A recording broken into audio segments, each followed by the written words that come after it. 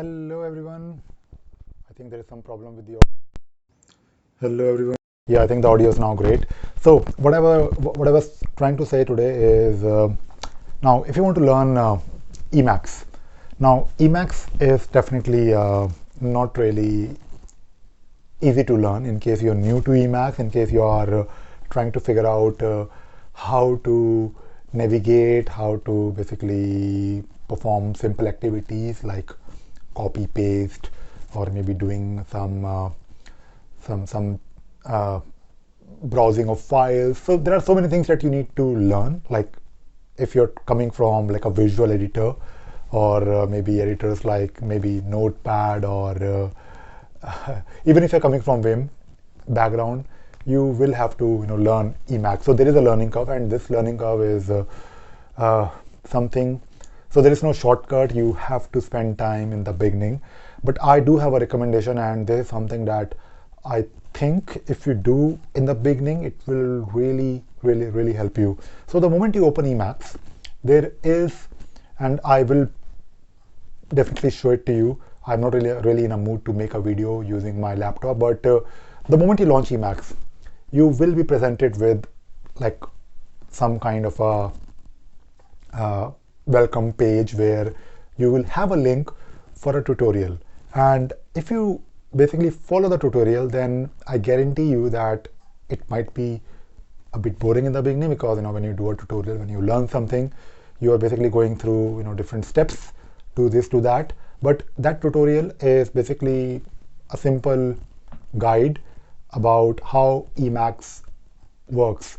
So if you follow that particular guide, within like maybe half an hour, you will get a decent understanding of Emacs.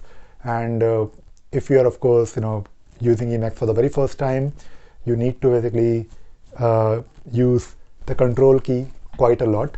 And good thing about Emacs is that, for example, just to give you some example, if you want to, let's say you open a text file which is like going beyond your screen, so there is some scrolling involved. Now, if you want, of course, you can use the arrow keys to go up and down, and also to go left and right. Totally okay. I mean, I also use arrow keys. I'm not really ashamed of it, to be honest. But in Emacs, you can do something like Control P to go to the previous line. If you do Control P is, of course, the previous line. I know the actual key, but if you do things like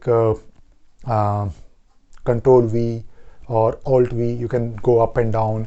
If you do something like, I think it is Control L. So Control L will basically help you to align. So basically, if your cursor, let us say you're reading a big document and your cursor is at the bottom, and there are some more lines. I mean, the document is big. So if you do Control L, it will bring the cursor at the center of the screen. If you press Control L again, it will bring it to the top or bottom, something like that. I mean, to be honest, I use these shortcuts, but I don't really know the actual keys. My fingers remember those keys most of the time. But what I was trying to say, that you can definitely, first of all, you need to learn something about how to use control key, different modes, buffers, how to switch between different buffers, learn how to split the window horizontally, vertically, how to browse files. And of course, there are a lot of short tutorials that you can basically follow online. I'm sure there are plenty of videos. I've made plenty of videos on this topic. But if you follow the tutorial, sometimes, like every 6 months, I mean, not each and everything, but I try to go through that tutorial, because you always learn something new, or basically you relearn something new about maybe a key binding, for example. If you do, I hope I'm correct, I think Control F will move the cursor one character at a time. So if there is a word, it will move it by one character, like the cursor will move forward one by one. If you do control B, yes, control B, then it will go backwards, right? But at the same time, you can do something like alt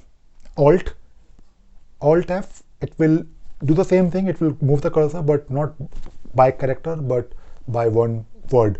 So it's a bit quicker way of going forward and backward in the document. If you do control N or control P, it will of course change the line for you. So basically, in a way, what you're trying to do, we are not really trying to reach to the arrow keys. So let us say if you have a big keyboard, let me show you my keyboard. One of my keyboard, I have like 8 keyboards now, maybe 9. So when I went to India, I brought back maybe, I think, one more keyboard. So if you look at the keyboard here, right? So this is a keyboard, and control key is here, right, on the extreme left.